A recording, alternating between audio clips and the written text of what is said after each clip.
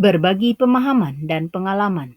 Tugas 1.4A9 Aksi Nyata Modul 1.4 Budaya Positif oleh Yulia Fitri SPD MP, Guru SMA Negeri 2 Bukit Tinggi, merupakan calon guru penggerak Angkatan 9 Kota Bukit Tinggi, di bawah bimbingan fasilitator Ibu Suryati dan pengajar praktik Ibu Rina Agustina. Hadirin yang terhormat, sekarang kita masuk pada kegiatan inti, yaitu kegiatan berbagi pemahaman dan pengalaman budaya positif oleh Ibu Yulia Fitri SPD MP, Guru SMA Negeri 2 Bukit Tinggi, calon guru penggerak Angkatan 9 Kota Bukit Tinggi. Kepada Ibu Yulia Fitri, disilakan.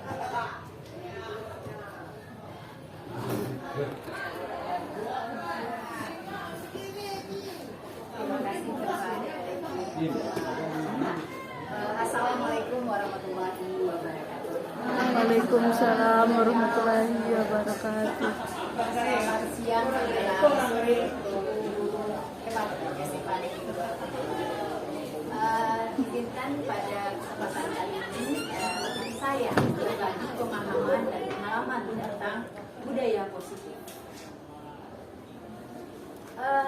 Ada sebenarnya 6 ini konsep budaya positif, namun setelah dikembangkan itu ada 7, di mana di situ ada perubahan paradigma, disiplin positif, nilai-nilai kebajikan, kebutuhan dasar manusia, motivasi perilaku manusia, posisi kontrol guru, keyakinan kelas, dan segitiga restitusi. Pembelajaran dengan paradigma baru merupakan pembelajaran yang dirancang berdasarkan prinsip berdiferensiasi.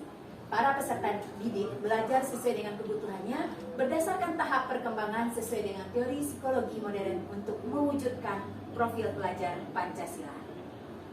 Di mana profil pelajar Pancasila yang seperti kita ketahui ada 6 poin, yaitu yang pertama adalah berakhlak mulia. Ini beriman bertakwa kepada Tuhan Yang Maha Esa dan berakhlak mulia. Kemudian kreatif, gotong royong, berkebinekaan global, bernalar kritis, dan mandiri. Kemudian ada miskonsepsi tentang teori kontrol. Ini ilusi guru mengontrol murid yang biasa kita alami dalam keseharian kita sebagai guru. Kemudian ilusi bahwa semua penguatan positif itu efektif dan bermanfaat. Kemudian ilusi bahwa kritik dan membuat rasa bersalah mampu menguatkan karakter anak kita, dan ini sering kita lakukan. Kemudian ilusi bahwa orang dewasa itu berhak memaksa. Nah, ini fenomena yang terjadi pada kita dalam kehidupan sehari-hari sebagai tenaga pendidik, dimana mungkin kita sering mengatakan kepada anak bahwa rajin-rajinlah belajar, kamu tak sayang orang tua yang sudah bekerja keras, mencari uang untuk pendidikanmu. Kemudian kita juga kadang-kadang melakukan seperti ini. Kalau nggak dibuat tugas itu, maka kamu nggak akan dapat nilai. Nah, kita cenderung melakukan semacam pemaksaan. Kemudian penguatan positif. Kita menyangka bahwa penguatan positif yang kita berikan itu menguatkan anak. Inilah miskonsepsi tentang teori kontrol yang selama ini mungkin sebagian kita masih melakukannya, dan saya yakin ada dari kita yang sudah move on dari hal yang seperti ini. Kemudian di sini kita harus mengubah paradigma stimulus respon ke teori kontrol. Kalau di stimulus respon, realitas atau kebutuhan itu sama. Jadi kita menganggap bahwa kebutuhan anak itu sama, sehingga kita melakukan pembelajaran yang sama kepada anak didik kita. Padahal mereka bahkan kita itu berbeda. Kemudian semua orang melihat hal yang sama. Setiap orang memiliki gambaran yang berbeda padahal. Mungkin bisa kita renungkan pada diri kita masing-masing, apakah itu yang stimulus respon atau di teori kontrol kita berada, dibawakan kepada diri kita sendiri. Kemudian kita mencoba mengubah orang agar berpandangan sama dengan kita. Kita sering berpendapat bahwa ketika seseorang tidak sama pandangannya dengan kita, maka kita menganggap orang itu adalah berbuat kesalahan. Sebenarnya adalah kita harus berusaha memahami pandangan orang lain tentang dunia. karena setiap orang memiliki pemahaman yang berbeda terhadap sesuatu hal yang sama yang dipandang. Kemudian perilaku buruk dilihat sebagai suatu kesalahan.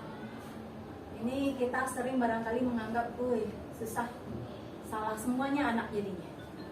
Padahal setiap anak, bahkan perilaku yang buruk pun dilakukan oleh seseorang, itu kadang memiliki tujuan. Nah, ini yang harus kita perhatikan. Kemudian orang lain bisa mengontrol saya. Hanya Anda yang bisa mengontrol diri Anda. Ini refleksi ke diri kita. Ketika kita mood atau bahagia, ketika itu ada dipuji orang, berarti kita udah dikontrol oleh orang lain. Sesuai tidak kira-kira ini Bapak dan Ibu? Sesuai. Oke, jadi kalau misalkan orang membuat sesuatu hal yang membuat kita merasa gimana gitu atau membicarakan kita, kalau kita terpengaruh berarti kontrol bukan lagi pada diri kita, tapi kontrol berada pada orang lain. Kemudian saya bisa mengontrol orang lain. Nah, ini sebenarnya kita menyatakan, oh anak itu berubah karena saya loh gitu. Padahal sebenarnya adalah dia itu bisa berubah karena dia mengizinkan kita untuk merubah dirinya. Anda tidak bisa mengontrol orang lain. Ini sebenarnya kita hanya bisa memberikan pandangan kepada orang lain, tapi kita sejogjanya itu tidak bisa merubah dia. Terus kenapa dia berubah karena ucapan kita? Karena mereka mengizinkan apa yang kita katakan itu dilakukan oleh dirinya. Kemudian pemaksaan ada pada saat bujukan gagal. Nah, ini sering kita lakukan. Ini bahkan saya pun sering melakukan ketika dibujuk-bujuk, bahkan ke anak pribadi gitu. Ketika dibujuk-bujuk nggak mau ya dipaksa lagi. Ya. Ini kita harus move on ke kolaborasi dan konsensus menciptakan pilihan-pilihan baru. Jadi mungkin kita mengadakan diskusi dengan anak kita sehingga kita mendapatkan sesuatu hal yang sesuai oleh anak kita dan sesuai pula oleh kita. Kemudian model berpikir menang kalah.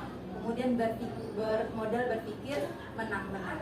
Ini memang luar biasa, kita harus bertransformasi dari menang kalah ke menang-menang.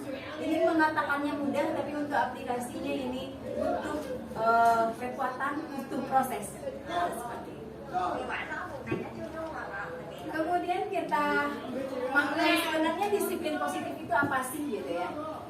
Disiplin berasal dari kata disiplina, yang artinya belajar. Disiplin mengacu pada disiplin diri yang memiliki tanggung jawab terhadap apa yang dilakukannya berdasarkan nilai-nilai yang diyakini. Jadi ada di sini yang perlu kita pahami adalah berdasarkan nilai-nilai yang diyakini. Jadi harus ada dulu hal yang kita yakini. Kemudian disiplin positif merupakan salah satu cara penerapan disiplin yang bertujuan untuk menemukan kesadaran serta memberdayakan peserta didik tanpa imbalan, penghargaan atau reward, ancaman atau hukuman. Ternyata kalau kita lihat di sini nih, disiplin positif itu sebenarnya tidak berharap tidak adanya imbalan. Artinya kalau dapet ibu aduh bulu-bulu cie, mungkin seperti itu kalau di awal. Tapi bagaimana kalau di akhir? Nah, itu nanti akan kita bedakan. Kemudian sebagai pendidik, tujuan kita adalah menciptakan peserta didik yang memiliki disiplin diri sehingga mereka berperilaku mengacu kepada nilai-nilai kebajikan universal dan memiliki motivasi intrinsik dan perubahan perilaku ke arah yang lebih baik. Terus nilai-nilai kebajikan itu seperti apa sih? Ya. Jadi nilai-nilai kebajikan adalah kita sebentar ya. Oke, nilai-nilai kebajikan adalah sifat-sifat positif manusia yang merupakan tujuan mulia yang ingin dicapai oleh setiap individu. Inilah yang disebut dengan nilai-nilai kebajikan. Kemudian nilai-nilai kebajikan yang disepakati bersama lepas dari suku bangsa, agama maupun latar belakang. Contoh nilai kebajikan institusi atau organisasi. Jadi nilai-nilai kebajikan ini umumnya ada di setiap institusi. Kemudian yang pertama ini di kita pendidikan sekarang ini, ya ketika kurikulum merdeka sudah dilaksanakan, yaitu nilainya adalah profil belajar Pancasila. Beriman bertakwa kepada Tuhan Yang Maha Esa dan berakhlak mulia, mandiri, bernalar kritis, berkebinekaan global, gotong royong dan kreatif. Contoh institusi lain adalah IPO, Primary Years Program. Di sini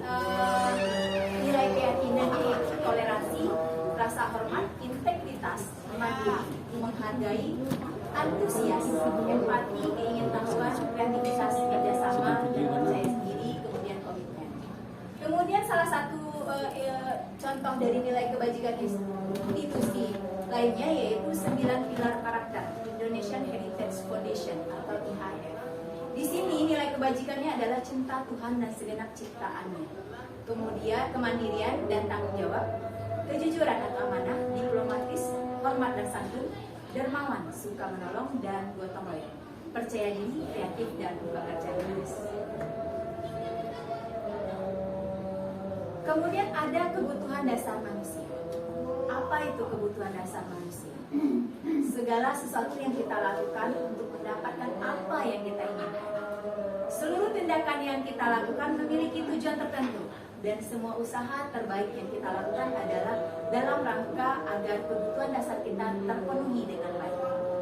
Ini tidak hanya pada murid, tapi pada kita sebagai guru pun memiliki kebutuhan dasar. Mari kita pahami masing-masing dari kebutuhan dasar manusia. Ini ada 5 kebutuhan dasar manusia. Yang pertama itu adalah kita ambil dulu yang tengahnya. Karena kalau yang tengah ya, survival. Ketika survival ini sudah kita dapatkan, maka kita akan membutuhkan yang lain. Survival di sini adalah kebutuhan untuk bertahan. Orang tidak akan memikirkan yang lain kalau dia belum bisa bertahan untuk hidup. Jadi inilah yang utama dari kebutuhan manusia. Bahkan kita pun barangkali memilih berbagai macam profesi itu juga untuk mampu bertahan hidup. Kemudian yang kedua yaitu belonging, yaitu cinta kasih, ingin diperhatikan, ingin dicintai, gitu ya.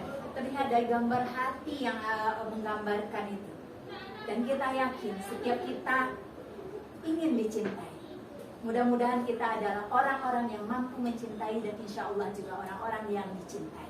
Amin amin ya rabbal alamin.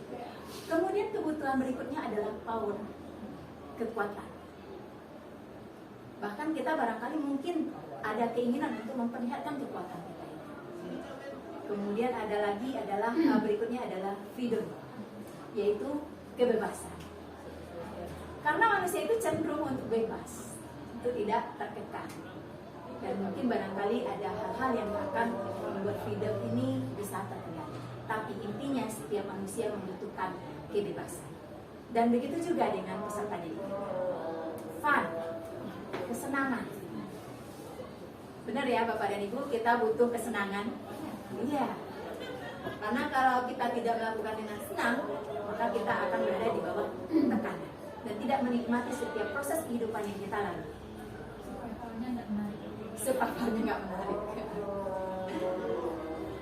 Kemudian ada pula motivasi perilaku manusia. Artinya apa sih motivasi setiap manusia itu berperilaku? Ada 3 macam motivasi perilaku manusia. Yang pertama, untuk menghindari ketidaknyamanan. Ini tidak hanya pada siswa, bahkan pada diri kita pun seperti itu. Saya pun pernah dan sering ini berada di dalam hal ini, menghindari ketidaknyamanan. Jadi daripada tidak nyaman ya kita lebih baik diam gitu ya. Supaya kita nyaman kita angguk-angguk saja. Ini fenomena yang sering terjadi. Kemudian motivasi kedua adalah untuk mendapat imbalan atau penghargaan dari orang lain. Ya, tidak hanya murid kita pun melakukan hal yang sama. Dan kedua motivasi ini adalah motivasi ekstrinsik. Kemudian yang motivasi yang ketiga adalah untuk menjadi orang yang mereka inginkan sendiri. Jadi apa yang kita inginkan untuk diri kita sendiri dan menghargai diri sendiri dengan nilai-nilai yang mereka percaya. Jadi kita menghargai diri kita sendiri dengan apa sih nilai-nilai yang kita yakini.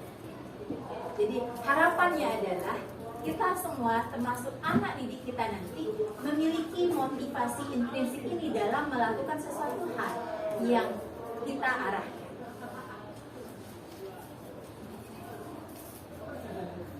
Kemudian lanjut ke 5 posisi kontrol. Ini kita bahas dulu materi teorinya. Nanti kita ke arah implementasi. Kemudian 5 posisi kontrol. Ini 5 posisi kontrol. Yang pertama adalah pemhukum,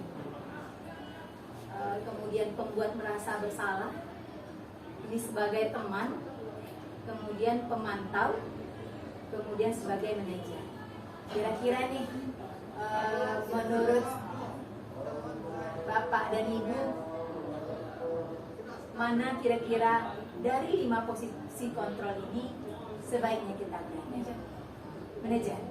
Kira-kira bisa Ibu jelaskan kenapa manajer yang kita pilih?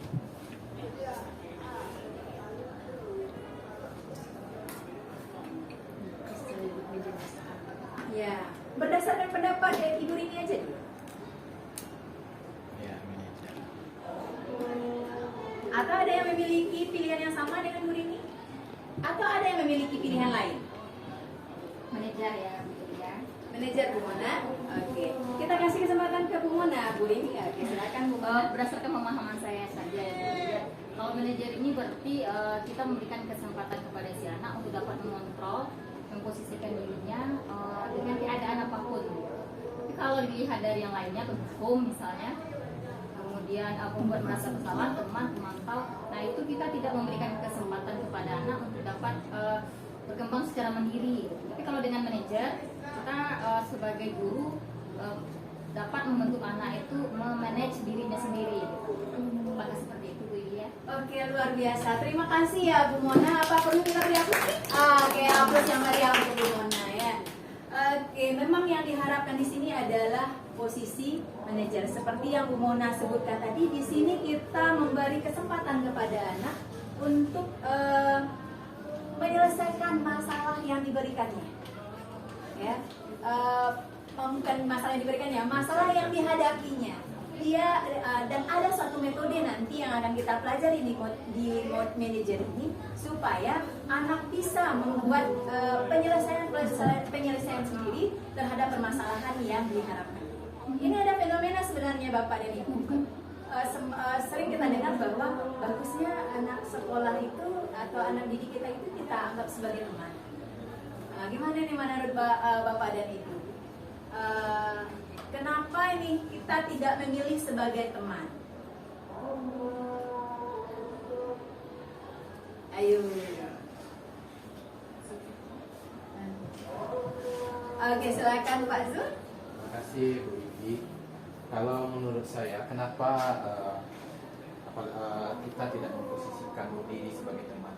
Apalagi kalau kita di SMA ya. Sebenarnya kalau SMA kita akan menghadapi siswa yang sudah remaja akhir. Artinya menuju kedewasaan, dan kita pun sebagai manusia dewasa sebenarnya jaraknya dengan mereka tidak terlalu jauh. Nah, mungkin posisi teman selama ini dipandang mungkin yang baik, tetapi posisi ini akan menyebabkan siswa kita itu merasa tergantung dengan kita. Lalu ketika dia tidak kita tidak merespon sesuai dengan harapannya, maka kita akan disebut sebagai pengkhianat oleh mereka atau dikeluarkan dari circle mereka gitu. Oke, terima kasih Pak Zul, luar biasa sekali. Kalau Bu Mona kita beri aplaus yang meriah, tentu Pak Zul juga kita beri aplaus yang meriah. Ya, saya setuju. Bagaimana Ibu semua, kita setuju dengan pendapat Bapak? Iya, setuju. Iya, setuju. Ya, jangan sampai dia ini yang mantap itu bahasanya adalah keluar dari circle mereka ya. Ya kalau ke pertemanan biasanya ada circle-nya gitu ya. Segelombang lagi ya. Segelombang itu ya. Segelombang lagi kita. Udah berbeda frekuensi gitu ya. Oke, luar biasa. Jadi ini kita sepakat ya bahwa posisi yang terbaik itu manajer. Ya, walaupun mungkin barangkali ada di tahapan-tahapan kehidupan kita sebagai pendidik itu kita pernah berada di penghukum, pembuat merasa bersalah. Ini saya jagonya nih Bapak dan Ibu sebelum ini untuk membuat merasa bersalah. Ini astagfirullahaladzim untuk hal yang telah dilakukan. Kemudian teman ini ya memang luar biasa, saya tidak bisa dari dulu sampai sekarang. Dan alhamdulillah tidak lupa suatu hal menganggap siswa sebagai teman. Kemudian pemantau, dan pemantau ini sebenarnya memang harus kita laksanakan juga ya Bapak dan Ibu, karena ada timingnya. Kita memang harus melakukan pemantauan terhadap apa yang dilakukan oleh peserta itu.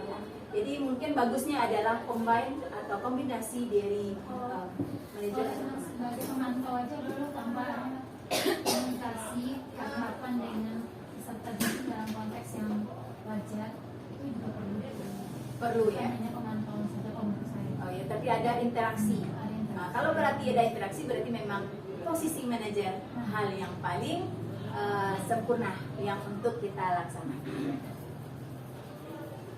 Kita lanjut ini, ada yang namanya keyakinan kelas. Nah, pertanyaannya nih Bapak dan Ibu, mengapa keyakinan kelas bukan peraturan kelas? Ayo, ditantang nih analisa kita. Kenapa keyakinan kelas bukan peraturan kelas? Mungkin Bu Yulia, dari segi bahasanya ya, antara dua itu keyakinan dengan peraturan ya. Kalau kita buat dengan kata peraturan, ini biasanya di pikiran si anak, dan peraturan ini cenderung ke arah yang mengikat, dan mengikat ini mereka cenderung terpaksa melakukan. Beban. Tapi kalau ya itu akan dijadikan beban bagi si anak. Tapi kalau sudah keyakinan keras, berarti kan ada sebuah tujuan yang diyakini oleh si anak, sehingga secara tanpa ia sadari mereka melakukannya dengan ikhlas. Nah, mungkin seperti itu. Oke, luar biasa. Bagaimana nih Bapak dan Ibu? Oke, hapus lagi. Oke, gimana nih kira-kira Bapak dan Ibu tentang yang? Oke, silakan Bu Emil. Benar kata-kata Bu Mona tadi, saya juga sependapat dengan Bu Mona mengenai keyakinan dan peraturan.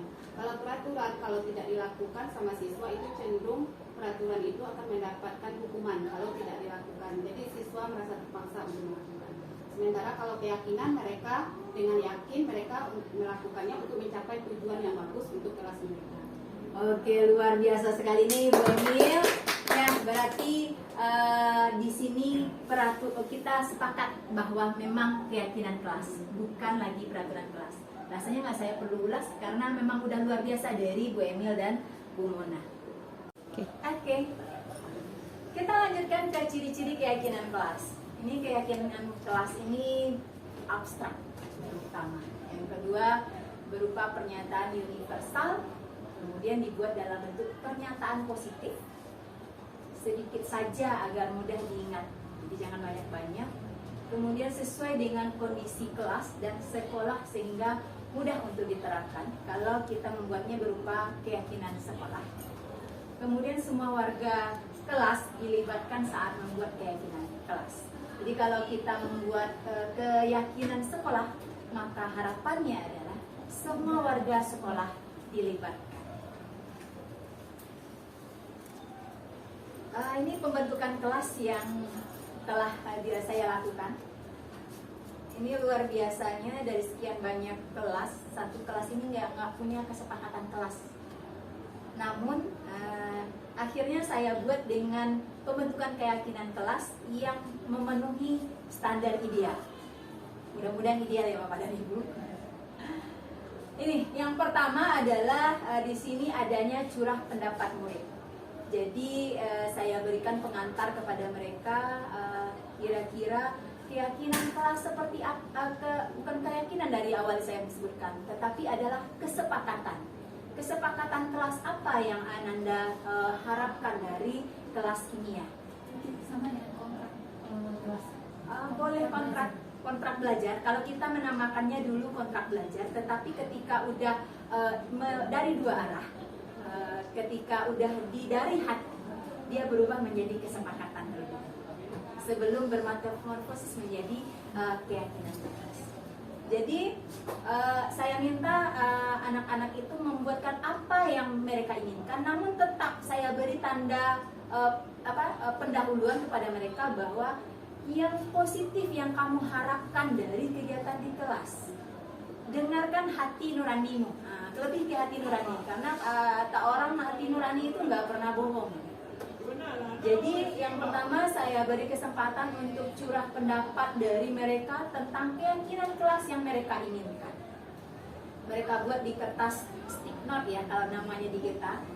Kemudian setelah mereka buat, mereka tempel pada kertas plano yang setelah saya sediakan. Kemudian dari kertas plano itu kita analisa satu persatu. Dari 36 siswa, akhirnya muncul kesepakatan itu adalah 13 buah kesepakatan. Di sini, mohon maaf. Nah, ini. Timbullah 13 kesepakatan. Ini yang masih warna biru. Nah, ini kalau ini warna dasarnya adalah biru, mudah-mudahan masih terlihat biru. Keyakinan kelasnya itu ada 13 dan masih sesuai dengan kata-kata yang mereka gunakan, yaitu tidak boleh gitu ya, jangan gitu ya. Kemudian setelah kesepakatan kelas yang 13 ini disimpulkan dari 35 keinginan dari siswa itu, selanjutnya kami dipindahkan kesepakatan kelas itu kepada keyakinan kelas. Karena keyakinan itu lebih ke hal-hal yang bersifat universal, seperti itu. Jadi sebelum dipindahkan ke sana, dirubah dulu yang kata-katanya pakai tidak boleh, diganti dulu dengan kata-kata yang bermakna positif. Seperti kata-kata dilarang buang sampah, kan ada seperti itu ya. Sebenarnya itu kata-kata yang sebenarnya harus kita hindari. Ya, kadang-kadang hilang tidaknya. Tinggal boleh buang sampah. Mungkin kalimatnya adalah membuang sampah pada tempatnya. Seperti itu. Jadi pengalihan kalimat-kalimat yang negatif kepada kalimat-kalimat yang positif. Kemudian setelah kita seleksi, setelah kita perhatikan tidak ada lagi kata-kata yang kalimat yang negatif, maka kita pindahkan dia ke keyakinan kelas. Jadi dari 13 itu mereka dapatkan 9 keyakinan kelas.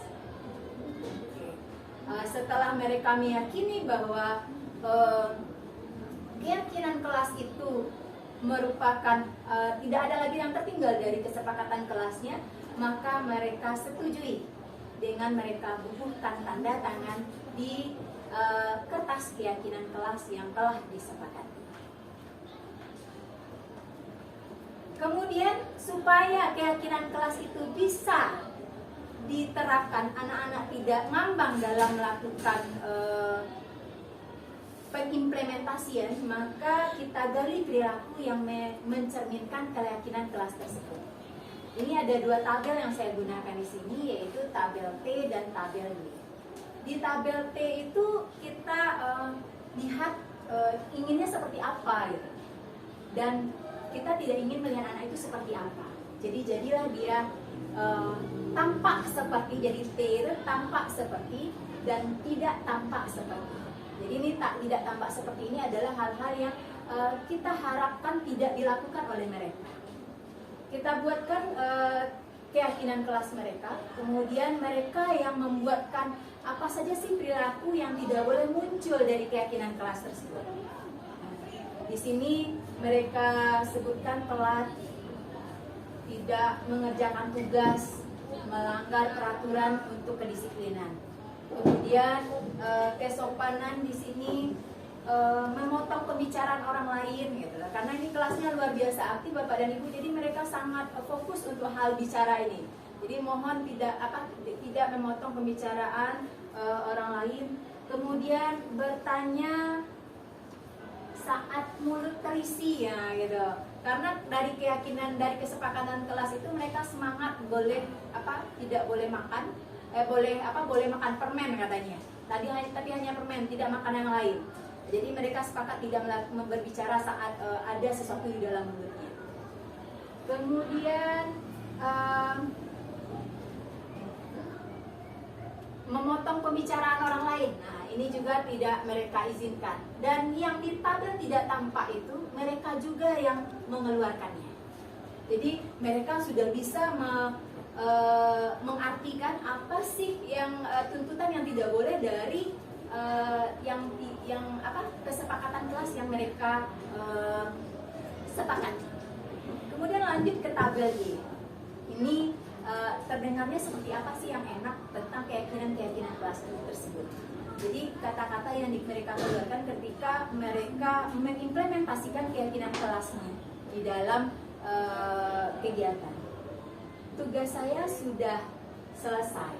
Izin bertanya, Bu. Buatannya, Bu, kan dalam bahasa Minangnya. Tapi atau ada langsung ketika mereka diskusi langsung aja ngomong. Nah, gitu. Jadi mereka mengatakan di sini adanya kalimat izin bertanya, Bu. Kemudian izin menjawab, izin menambahkan. Nah, keluarlah izin-izin semua. Kemudian ya izin. Kemudian keyakinan kelas itu kita ingin terlihatnya seperti apa gitu. Dan mereka juga yang mengatakan, walaupun ini saya yang menuliskan, tetapi datangnya dari mereka. Kalau disiplin itu terlihatnya datang tepat waktu, Bu, katanya. Nah, jadi itu memang dari mereka. Karena udah digali dari awal dan itu memang dari mereka. Kemudian mereka masih bersemangat nih. Tugas selesai tepat waktu, Bu. Nah, karena saya sering ngajak mereka tersenyum, mungkin saya nggak berani menyatakan itu karena saya. Kenapa? Karena kalau mereka tidak mengizinkan itu ada, mereka tidak akan ngomong itu. Ya, tersenyum, Bu, katanya. Ya, 5S, semangat. Hadir 100%, katanya. Ini luar biasa. Dari kalau kita ekspor lebih lanjut, mereka ini luar biasa. Barangkali mungkin nggak cukup satu kertas plano untuk mengintegrasikan terlihatnya seperti apa keyakinan-keyakinan kelas yang mereka buat. Kemudian berperilakunya seperti apa sih? Langsung sopan santun, Bu, katanya. Langsung aja mereka responnya cepat. Karena kan biasanya kalau kita bertanya kepada siswa itu responnya agak nunggu dulu. Ini enggak, ketika itu datang dari mereka ternyata responnya menjadi cepat. Dan muncullah hal-hal yang seperti ini. Jujur, Bu, tanggung jawab, Bu. Jadi hal-hal tersebut bisa kita gali, perilaku-perilaku yang bisa mereka tampilkan untuk mencerminkan keyakinan kelas. Dan luar biasanya jika itu memang datang dari mereka, mereka akan melakukannya dengan komitmen dan biasanya ikhlas. Mudah-mudahan berpositif thinking penting ya, Bapak dan Ibu. Ya.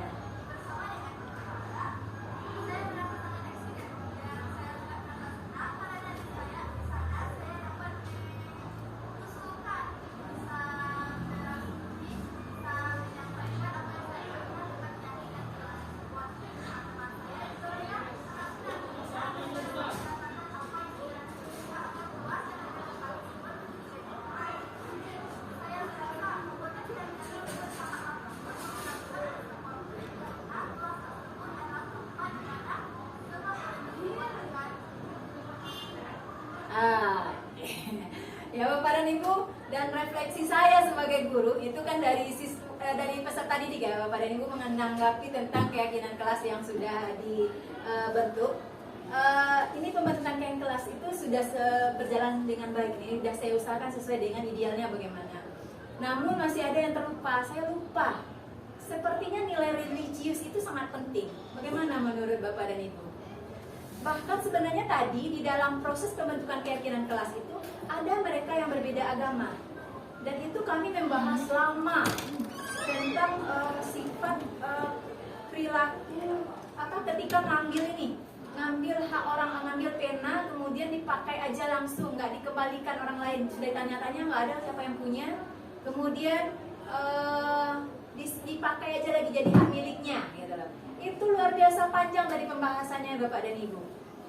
Bahkan mereka ada yang dan inti kesimpulannya adalah ternyata agama yang ada di situ apapun itu sebenarnya memang tidak dibolehkan. Keyakinannya itu sama. Memang semua agama itu nilai-nilai positifnya saya ambil di sini. Nilai-nilai positifnya itu sebenarnya tidak ada yang beririsan untuk yang bersifat perilaku. Mohon maaf kalau ini salah nantinya. Kemudian jadi tadi itu di keyakinan kelas mereka tidak ada nilai religius. Nah, gitu. Jadi itu refleksi yang saya dapatkan dari keyakinan kelas yang sudah dibuat di E7 tadi. Cuma dalam proses itu saya juga miss tentang ini gitu. Jadi makanya ini menjadi refleksi untuk kedepannya. Jadi jika murid berada pada posisi membuat keyakinan, maka upayakan keyakinan terpenting tidak terlupakan. Itu menurut saya Bapak dan Ibu terhadap Kembali ke P3. Iya, P3. Iya, kembali ke profil pelajar Pancasila. Jadi kalau dapat semua yang ada di profil itu ada, walaupun dikembangkan, ada di dalam keyakinan kelas mereka. Kita lanjut ke segitiga restitusi. Nah, ini merupakan tahapan tindakan yang dilakukan guru untuk membawa murid menaati kesepakatan kelas yang telah disepakati dan mengakui secara sadar dan terbuka ketika melakukan kesalahan, serta merasakan kenyamanan ketika sudah berperilaku jujur. Ini umumnya yang fenomena dari peserta didik kita adalah merasa tidak nyaman ketika sudah jujur. Nah, mungkin ini kalau dibawakan ke diri kita sendiri juga hal yang seperti itu. Kita pun ketika sudah melakukan kesalahan, kemudian disalah-salahkan, keinginan untuk jujur itu menjadi hilang, bisa jadi. Ya, hanya orang-orang yang tertentu yang memegang keyakinannya, maka jujurnya masih ada. Tapi yang diharapkan adalah bagaimana kita sudah berlaku jujur dan kita mendapatkan kenyamanan. Itulah segitiga restitusi. Ini tahapan segitiga restitusinya, yaitu yang pertama adalah menstabilkan identitas, kemudian validasi tindakan yang salah, kemudian menanyakan keyakinan. Jadi keyakinan kelas itu sangat penting untuk membuat restitusi. Apa sih itu menstabilkan identitas? Nah, ini contohnya di sini kalimatnya, baik Bapak kira apa yang kamu lakukan sebenarnya juga pernah dilakukan oleh orang lain. Nah, artinya membuat dia mulai menyamankan, menstabilkan emosional dari si murid. Kemudian Bapak juga dulu pernah tidak bersungguh-sungguh dalam belajar. Nah, ini contoh-contoh kalimat yang diungkapkan dalam menstabilkan identitas. Namun tentunya kalau tidak berbuat salah harus diperbaiki. Artinya bahwa manusia, kesalahan itu bukan suatu hal yang harus benar-benar dihindari. Tetapi kesalahan itu wajar dilakukan oleh seorang individu. Bahkan kita pun pernah berbuat salah. Kemudian dilanjutkan dengan validasi tindakan yang salah. Ini bisa memvalidkan, yang memfokuskan mana sih tindakan dari siswa itu yang salah. Dengan menanyakan apa alasannya. Apa alasan kamu melakukan hal yang tidak baik tersebut? Kita validkan, kita tanyakan lagi kepada peserta didik kita. Adakah cara lain yang lebih efektif untuk mendapatkan atau memenuhi apa yang kamu inginkan? Kemudian kita lanjutkan dengan meyakini, menanyakan keyakinan. Ini contohnya adalah, baik kalau sudah tahu bahwa itu salah, selanjutnya ini si bapak nih ya, kalau kita si ibu tentu ibu. Selanjutnya ibu ingin tahu kenapa kamu ingin menjadi orang yang seperti itu. Apakah kamu sudah punya bayangan nanti kamu ingin menjadi seperti apa? Atau bagaimana komitmen kamu untuk mewujudkan keinginan kamu itu? Atau rencana apa yang akan kamu lakukan untuk memperbaiki cara belajarmu di semester genap nanti? Kalau permasalahannya adalah permasalahan pembelajarannya, yang sehingga menghasilkan pencapaian pembelajaran yang tidak diharapkan. Ini penjelasannya, menstabilkan identitas berdasarkan prinsip membuat kesalahan adalah bagian dari proses pembelajaran. Nah, ini yang sering kita kadang-kadang lupa, bahwa ternyata suatu kesalahan itu bukan satu hal yang tabu, yang tidak boleh dilakukan. Karena kadang-kadang kita belajar dari sebuah kesalahan. Nah, contohnya itu, berbuat salah itu wajar. Tidak ada manusia yang sempurna, itu kita yakini ya Bapak dan Ibu. Kemudian tidak mau mencari siapa yang salah, tapi Bapak atau Ibu ingin mencari solusi dari permasalahan kamu. Kemudian kamu berhak merasa begitu. Nah, ini kalimat-kalimat yang bisa kita gunakan untuk menstabilkan identitas, dan ini bisa kita eksplor lebih lanjut untuk mendapatkan lebih banyak lagi kalimat-kalimat yang bisa digunakan untuk menstabilkan identitas. Kemudian validasi tindakan yang salah. Berdasarkan prinsip setiap perilaku berupaya memenuhi suatu kebutuhan tertentu. Jadi kadang-kadang anak itu melakukan sesuatu itu karena kebutuhan dasarnya tadi, yang 5 kebutuhan dasarnya tidak terpenuhi gitu. Dan mungkin kita sering, anakku cari-cari perhatian, memang bisa jadi kebutuhan untuk diperhatikannya, butuh untuk dicintainya, untuk dianggap dia ada itu memang dibutuhkannya gitu. Ini contoh kalimatnya, kamu pasti punya alasan mengapa melakukan hal ini. Padahal kamu bisa melakukan yang lebih buruk dari ini ya. Oh, ini pertanyaan, padahal kamu bisa melakukan yang lebih buruk dari ini ya. Gitu ya. Artinya mengatakan bahwa yang dilakukannya itu tidak buruk-buruk banget gitu lah. Masih ada yang terburuk dari itu. Kamu patut bangga karena telah melindungi sesuatu yang penting buat kamu. Mungkin dia melakukan kesalahan itu karena sesuatu hal. Jadi ini penting sekali kita untuk memvalidasi tindakannya yang salah. Kemudian kamu melakukannya karena mempertahankan sesuatu yang penting bagimu. Oh ya, mohon maaf saya ulang lagi. Karena memang kadang-kadang sesuatu hal itu dia dapat dari diri kita memang harus diulang-ulang. Pak kaci orang Minang, apakah asa jalan di Batempuan, apa kaci dia ulang. Bundo kan. Kemudian menanyakan ya keyakinan. Berdasarkan prinsip teori kontrol bahwa pada dasarnya kita termotivasi secara intensif. Jadi motivasi yang diharapkan yang tumbuh pada anak didik kita itu adalah motivasi intensif. Apa keyakinan kelas kita? Berarti kita tanyakan lagi. Jadi itulah pentingnya adanya keyakinan kelas. Bahkan ada pentingnya keyakinan sebuah sekolah. Mungkin kalau tahap sekarang kita lihat dulu ke peraturan. Apa-apa, mungkin nanti bisa bertransformasi sekolah kita dari memiliki peraturan sekolah ke memiliki keyakinan sekolah. Dan semua itu tidak akan terlepas dari peran kita semuanya. Nilai-nilai apa yang telah disepakati bersama? Kemudian seperti apa gambaran sebuah kelas yang ideal menurut kamu? Kamu ingin menjadi orang seperti apa? Gitu. Ini kalimat-kalimat yang bisa digunakan untuk menanyakan keyakinan dari seorang murid.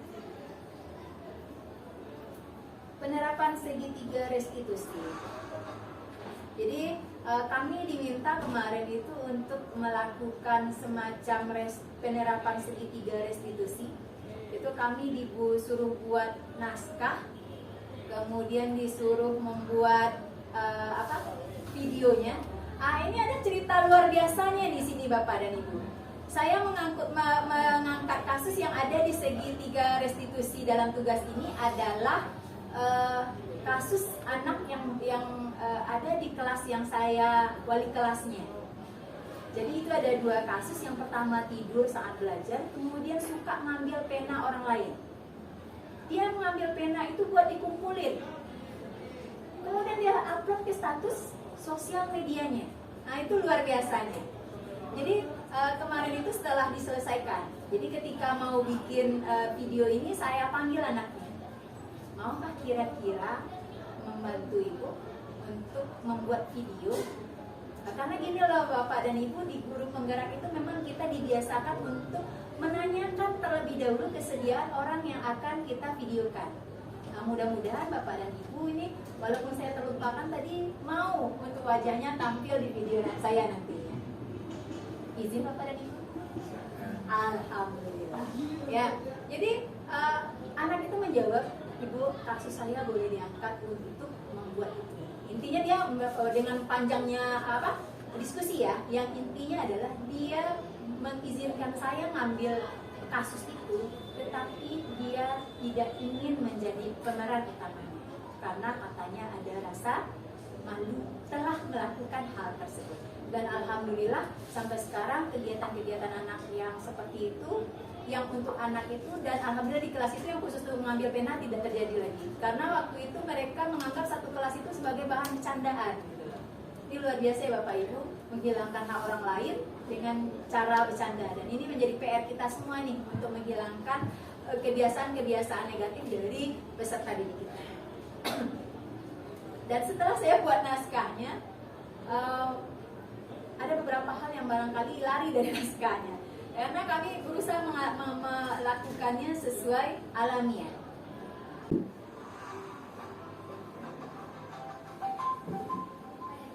Ini kita nikmati dulu ya Bapak dan Ibu. Satu kasus yang ini ada 2 kasus.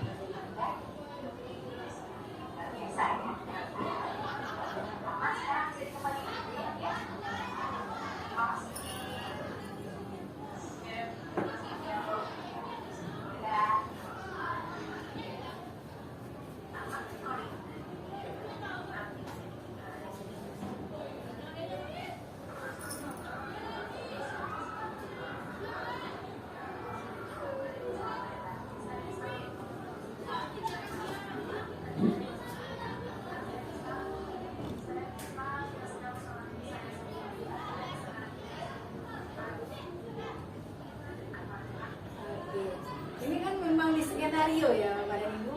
Tapi setelah kegiatan ngambil video itu, saya tanya ke muridnya, andai misalkan kamu melakukan kesalahan, karena kita kan tadi sepakat ya bahwa setiap manusia itu tidak luput dari salah dan khilafnya. Terus saya bilang, tanya kepada anak, jika anak ibu misalkan melakukan suatu kesalahan, diselesaikan masalahnya seperti yang ibu skenario tadi, bagaimana kira-kira? Terus mereka memang jawab, Bu, kalau dalam bahasa Indonesianya, ya Bu, kalau yang seperti ini Bu, nyaman Bu, dan kita bisa paham ternyata kita salah. Itu yang didapat dari mereka, itu tidak melewati yang di skenario. Itu setelah mereka lakukan skenario, saya tanya lagi pendapat mereka. Kemudian refleksi saya adalah restitusi itu sebaiknya dilakukan di lokasi yang memang hanya ada guru dan murid yang harus mengalami restitusi. Jadi memang di kondisi yang tidak ada orang lain selain kita yang ada di dalam ruangan. Ini sesuai dengan konsep BK ya Bu Rini ya. Iya. Dilakukan di apa namanya Bu Rini? Ruang apa namanya? Di ruang konseling. Ruang konseling ya, ruang konseling namanya. Berarti ini kita benar-benar mempelajari ilmu pedagogik ini kalau nggak salah di kemampuan profesional kita, di kemampuan kita menjadi seorang guru. Oke Bapak dan Ibu, dalam penerapan program dalam program penerapan disiplin positif, hendaknya guru memiliki standar kepribadian profesional dan sosial yang baik, di mana guru mampu merefleksikan dirinya dalam posisi kontrol saat ini. Bagaimana perjalanan dirinya sebagai among, sebagai orang yang menuntut. Ini adalah standar nasional pendidikan. Sampailah kita di ujung Bapak dan Ibu. Terima kasih luar biasa atas kehadiran Bapak dan Ibu dalam kegiatan berbagi pemahaman dan pengalaman dari budaya positif. Mungkin ada tanggapan dari Bapak dan Ibu terhadap apa yang telah dipaparkan tadi, atau kritikan barangkali, masukan. Kalau pertanyaan kita sama-sama belajar. Insya Allah kalau dapat saya jawab, kalau tidak saya akan bertanya kepada yang lebih paham. Silakan Bapak dan Ibu. Izin menanggapi Bu Yulia. Tapi menanggapi dan juga bertanya boleh Bu? Subhanallah. Nah, seperti yang dikatakan tadi Bu Mona, boleh jika saya mendapat menjawabnya, insya Allah dijawab. Kalau tidak, saya janjikan terlebih dahulu. Yang pertama mungkin sebelumnya saya menyampaikan terima kasih Bu Yulia atas undangan ini. sehingga dari apa yang Bu Lia paparkan tadi, saya sadar ternyata banyak kesalahan yang telah saya lakukan selama ini yang berkaitan dengan menghadapi anak yang mengalami masalah. Cuma di sini ada sedikit pertanyaan saya, mungkin bisa di scroll lagi ke bawah berkaitan dengan stimulus, respon, dan kontrol.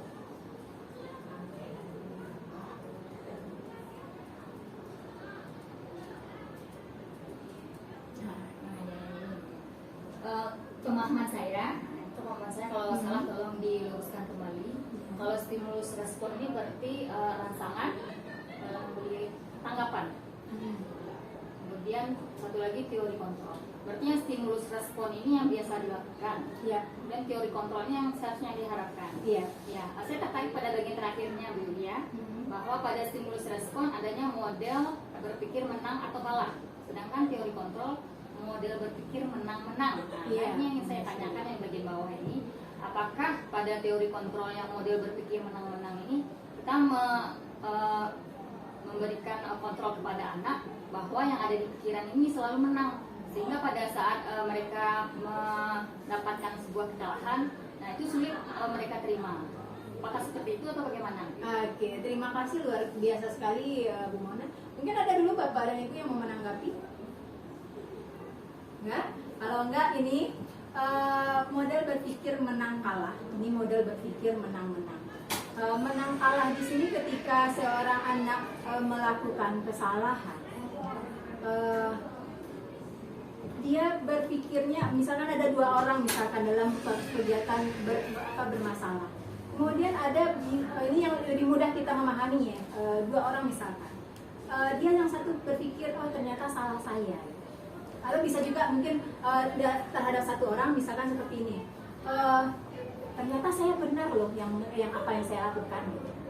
Atau ternyata dia merasa sangat, oh ternyata setelah apa yang saya lakukan ini saya salah, dia terpukul, dia merasa kalah. Nah, kalau dipandangnya seperti itu Bu Mona. Jadi kalau menang, ketika dia melakukan sesuatu yang benar, dia bahagia bingit. Nah, gitu. Ketika dia melakukan suatu kesalahan, dia merasa kalah. Gitu. Oh, ilah takut bananya menghadapi siapa, misalkan guru. Gitu. Tetapi kalau bermodal berpikir menang-menang itu, walaupun si anak melakukan kesalahan, dia bisa merasakan sesuatu hal itu tidak harus ternyata saya kalah, enggak. Dia tetap bisa menang. Dari mana dia bisa menang itu?